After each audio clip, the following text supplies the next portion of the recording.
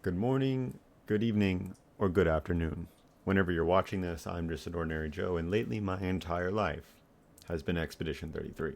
But what is Expedition 33? Well, apart from it being my new addiction, Clair Obscur Expedition 33 is a game that has taken the world by storm, developed by Sandfall Interactive, available on PC, Xbox, and PlayStation, with a 9.7 rating from Metacritic, which is currently the highest of any game. A 9 out of 10 from IGN, which, even though this isn't a Call of Duty game, so that's a little surprising.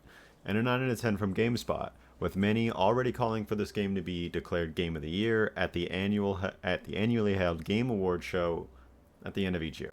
And rightfully so. The game has absolutely stunning visuals with some of the best music that I've experienced in a game in a very long time, since Baldur's Gate 3 or Halo even.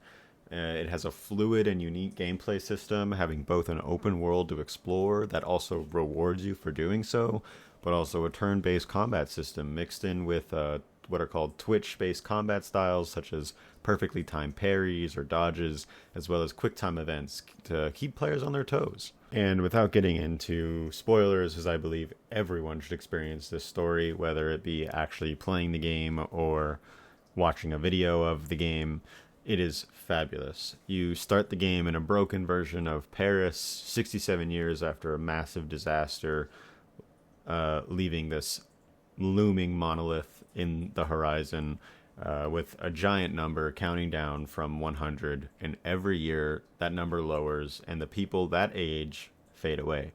Your job is to go on Expedition 33 to stop this countdown, all the while learning about the world around you, taking down bosses, and discovering unique enemies and abilities. The story has cinematic, funny, and emotional moments and is very well paced. Just when you get the feeling that something important should happen, something happens. Something does. Going through the reviews on Steam, you can see that people that didn't enjoy the combat can't even deny the stunning visuals and grand story of it all. I mean, here are just some of the few captures I got in the game itself while I played. But what is most important to me, and also most impressive to me, is Sandfall Interactive themselves. The team only consists of 34 members, and they managed to launch a product that felt complete and good to play. Compare that to many other companies that have hundreds, if not thousands, of employees that push out things like Concord, which receive no attention and care, or Battlefield 2042, which are broken at launch. Now, to be fair, I have seen complaints about crashes with the game.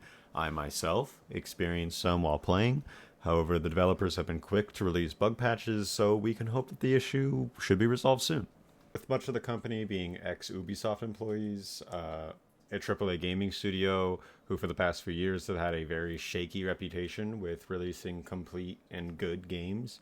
It is, frankly amazing to see what these developers can do without these suits breathing down their necks. I mean, this team was able to patiently craft this game for 5 years because of, being separated from this company.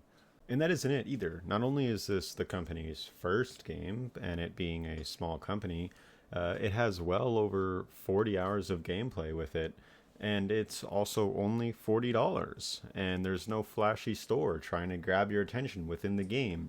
And that is something that has become very common within gaming nowadays, with constant microtransactions or the price of games going up from $70 to Nintendo just announcing $80 to $90 games.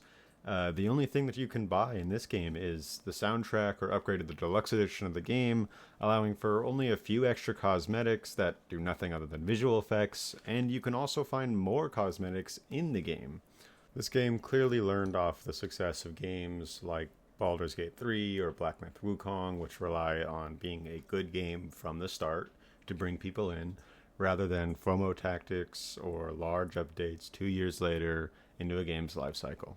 And while there is certainly a place for live service games, it is very refreshing to play a game that was designed around a single-player story experience meant to be played all at once. Sandfall Interactive has managed to do an amazing thing, breaking the norm with this game.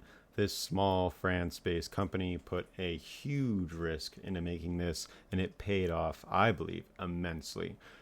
With reports of a movie already being in the works, maybe you movie lovers or people who don't really enjoy games will have a chance to experience this story because it is amazing. And much like Baldur's Gate 3, I am hopeful that this reminds developers that a good game will sell better than any FOMO based slop that they put out. Have a good night.